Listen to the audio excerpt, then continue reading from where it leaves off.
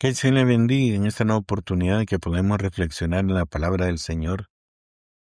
Y en esta ocasión lo haremos en el segundo libro a Timoteo, capítulo 2, versículo 22 en su parte inicial que dice, huye también de las pasiones juveniles. Y una recomendación que le daba el apóstol Pablo a su hijo Timoteo, muy a pesar de que lo había dejado en la localidad de Éfeso, precisamente para estar al frente de la obra que estaba surgiendo allí. Realmente entendemos de que Timoteo estaba joven, y no solo joven, sino que también estaba soltero. Y por esta razón, la recomendación del apóstol es huye de las pasiones. Las pasiones vienen como algo, no como algo, como un incendio forestal, digamos, donde a causa de un viento poderoso, las llamas se extienden rápidamente y consume todo lo que encuentra a su paso. Así son las pasiones, como un incendio forestal, que alimentado por una emoción, por una insinuación, por una instigación, nos obliga a pensar en cosas en las que antes no habíamos pensado. Todos sabemos de que dentro del crecimiento y desarrollo del hombre llega un momento que se conoce como el periodo de la adolescencia, donde hay un cambio físico, hormonal, en donde el niño deja de ser niño y comienza a tomar eh, las características de un ser independiente y a conducirse hacia la madurez. Pero como es un periodo de cambios, de sufrimiento corporal, porque hay crecimiento indudablemente, y el crecimiento implica un dolor, y se comienzan a desarrollar precisamente las capacidades individuales de cada persona como ente natural. Entonces, comienzan esas transformaciones, ya hay una acumulación de músculos, ¿verdad? Donde se le brinda mayor fortaleza, se desarrollan los órganos, sobre todo los órganos genitales, que son los que dan la capacidad de reproducción, preparándose indudablemente para la etapa en que va a entrar ya en ese proceso de reproducción. Pero al irse desarrollando todos estos cambios, también el área emocional sufre afectaciones y se desarrollan las sensaciones que antes que el niño no tenía. Esas sensaciones que llaman la atención. Y los psicólogos, ¿verdad? Los que conocen acerca de este desarrollo, de esta etapa, dicen de que los intereses de las personas cambian. Y entonces ya el sexo opuesto le comienza a interesar y ya no lo ve con los mismos ojos, indudablemente, porque ya hay un interés reproductivo y hay un interés de saciar una necesidad de reproducirse. Entonces el objetivo, inclusive, de al visualizar a las personas cambia. Y todo esto, en el caminar, sabemos pues que son emociones. Las emociones es algo que nos produce a nosotros agrado y desagrado, pero más que todo, las que tienen carácter sensual, o sea, que lleva en su interior una pasión, un sentimiento fuerte de carácter sexista, entonces llaman más la atención. Y eso se viene desarrollando. Entonces, precisamente, la adolescencia, la etapa peligrosa de la adolescencia es no saber controlar las emociones, las sensaciones que nos llegan a nuestra vida, porque es como que si nos den, como cuando al niño le dan una página en blanco y un lápiz de color. Sabiendo él para qué se utiliza la página en blanco y el lápiz en color, inmediatamente se pone a utilizarlo. Sí, hasta acabárselo, hasta que queda hasta cierto punto satisfecho. Eso es lo que pasa con un joven, un adolescente, cuando despiertan esas sensaciones sexuales, quiere utilizarlos.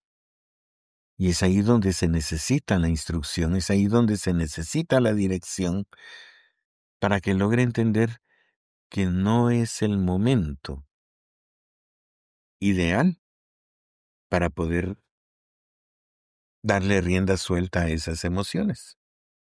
Y eso es lo que le estaba diciendo el apóstol Pablo precisamente a Timoteo. Huye porque lo que vas a lograr es enredarte en algo de lo cual no vas a poder salir. Te vas a contaminar si le das rienda suelta a tus emociones. Te vas a contaminar porque es necesario que te guardes para lo que Dios te quiera dar. Es necesario que guardes tu depósito para que el Espíritu Santo no encuentre tropiezo en ti. ¿Por qué? Porque las sensaciones, las emociones, el desenfreno de la sensualidad, indudablemente trae una consecuencia. Trae una consecuencia a nuestro cuerpo y a nuestro espíritu y a nuestra alma. Porque todo está ligado, todo está unido. Y eso es de lo que el apóstol Pablo estaba queriendo guardar la vida de Timoteo. Y por eso le huye. No te metas en ese río tormentoso porque no vas a poder salir.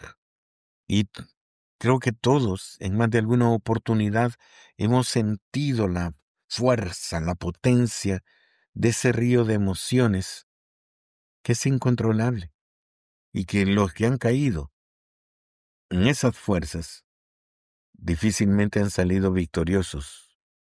Más bien han quedado atrapados en un sufrimiento agónico porque le robó el futuro.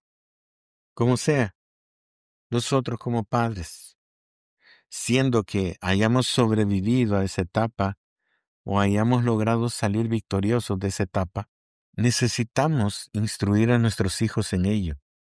Es necesario sentarse y hablar, poder presentarles el deseo de Dios para que puedan conservar su pureza y esperar a que sea Dios quien colme su deseo y sea Él quien les provea de la pareja idónea. Porque de lo contrario, el mundo lo que quiere es precisamente que se entre en su locura para que muchas vidas sean truncadas, sean estorbadas, sean desviadas de la voluntad del Señor y ya no tengan escapatoria de la condenación del mundo. Y todo esto con una sencilla frase: huye, huye de las pasiones juveniles, porque son esas, son las nuevas experiencias las que nos llaman la atención. Entonces necesitamos controlar las fuerzas naturales que están en nosotros por ser seres vivos, controlarlas y someterlas a la voluntad de Dios.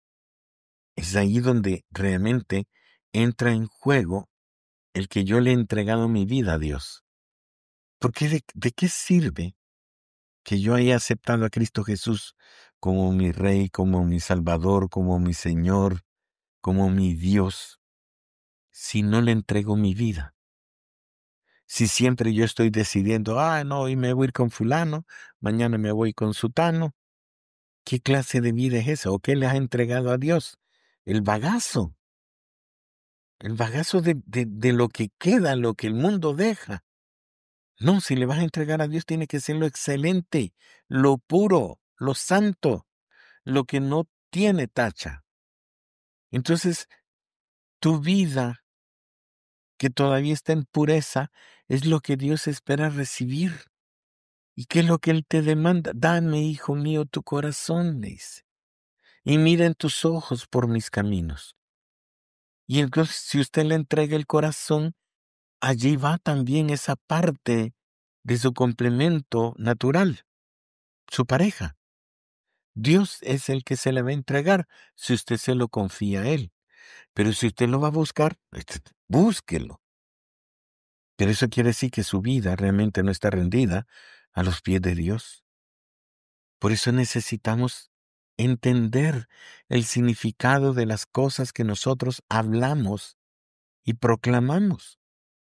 A muchos le hemos dicho, haga la oración de fe, entrégale su vida al Señor. Pero ¿y usted que lo está recomendando? ¿Ya se le entregó el Señor? ¿Realmente Dios está reinando en su vida? ¿Realmente es Él el que decide el camino que usted debe recorrer o usted sigue tomando las decisiones sobre su vida? Porque entregar algo es darlo y ya usted no va a ver por eso, porque lo ha entregado. Y eso es lo que necesitamos explicarle a nuestros hijos, a nuestras hijas, que si le va a entregar su vida al Señor, tiene que esperar en el Señor a que el Señor le dé su pareja. Y por lo tanto, no debe andar experimentando nada, nada que no le sea conveniente. Por eso, en el libro de Cantares, capítulo 2, versículo 7, encontramos este texto que dice, Yo os conjuro, oh doncellas de Jerusalén, por los corzos y por las siervas del campo, que no despertéis ni hagáis velar al amor hasta que quiera. ¿Y qué es lo que le está diciendo? Mire, guárdese. No ande buscando relaciones antes del tiempo. No esté buscando involucrarse sentimentalmente con otra persona antes que usted se haya comprometido con Dios a servirle. Porque eso es lo que nos recomienda el apóstol Pablo. La palabra es clara de que cuando estamos solteros tenemos cuidados de las cosas de Dios, de cómo agradar a Dios, de cómo servir a Dios. ¿Por qué? Porque entonces no tenemos aflicción de carne. ¿Qué es la aflicción de carne? La necesidad de compartir nuestra vida con otra persona. Eso es lo que significa. Porque sí es una necesidad. O sea, nosotros hemos sido diseñados desde el momento de la creación para tener una pareja. Correcto, perfecto. Eso es voluntad de Dios. Esa es la culminación de la creación de Dios. Y el propósito de Dios es precisamente que la pareja se une y que procree. Porque eso está escrito desde el principio. Pero, hay un pero, bajo el diseño de Dios. ¿Y cuál es el diseño de Dios? Que hay un hombre, hay una mujer. Ahí comienza todo y ahí termina todo. Porque ese fue el diseño original. Y esa es la voluntad del Señor. Entonces, yo no puedo andar compartiendo mi vida con nadie más que no sea el escogido de Dios, que no sea el que Dios me va a proveer. Por eso necesito estar bien con Dios, tener plena comunión con el Señor para que sea Él quien me indique quién es el adecuado.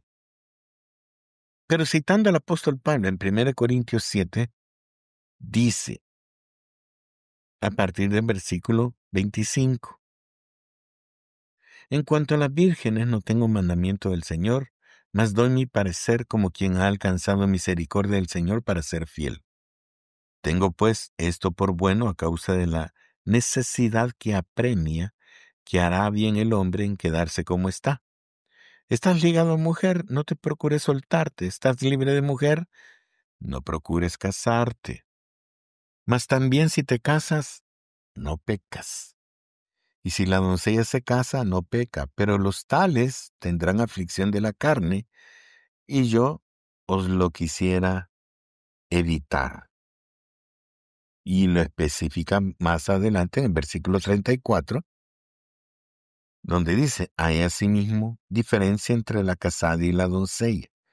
La doncella tiene cuidado de las cosas del Señor para ser santa así en cuerpo como en espíritu, pero la casada tiene cuidado de las cosas del mundo, de cómo agradar a su marido. Entonces, ¿cuál es la recomendación en sí? Que todo tiene su tiempo. Todo tiene su tiempo. Entonces, hay un momento en que tanto el hombre como la mujer se tiene que dedicar al Señor. Tiene que servir al Señor, tiene que conocer al Señor y tiene que aprender a amar al Señor para que nada los mueva de allí, de la presencia de Dios. Cuando esto sucede, cuando ya la persona está firme, cuando ya la persona no pueda ser movida en su pensamiento y en las intenciones de su corazón, entonces el Señor le da el complemento, un complemento que no va a venir a sacarlo, sino va a venir a apoyarlo para permanecer en la presencia del Señor. Entonces Él sabe cuál es esa ayuda idónea, la que cuando uno cae, el otro le levante, y que cuando uno resista al otro, pues el otro también le va a ayudar a defenderse. Todo está dentro de la voluntad del Señor. Y todo debe caminar precisamente para cumplir esa voluntad de Dios. Entonces nosotros debemos enfocarnos como hijos de Dios, como siervos de Dios, en que nuestra vida esté dentro de la voluntad del Señor en todos los aspectos de ella. Pero lo primero y lo que debemos entender, que si yo le he entregado mi vida al Señor, quien decide sobre mi vida es Dios, ya no soy yo, porque para eso se le entregué a Él. Porque si no, ¿qué le di al Señor? ¿O qué le estoy dando al Señor? Y eso es algo que usted necesita meditar. ¿Qué le entregó al Señor usted cuando le dijo, te entrego mi vida? Que el Señor le ayude y que todo esto sea para su edificación. En el nombre de Cristo Jesús.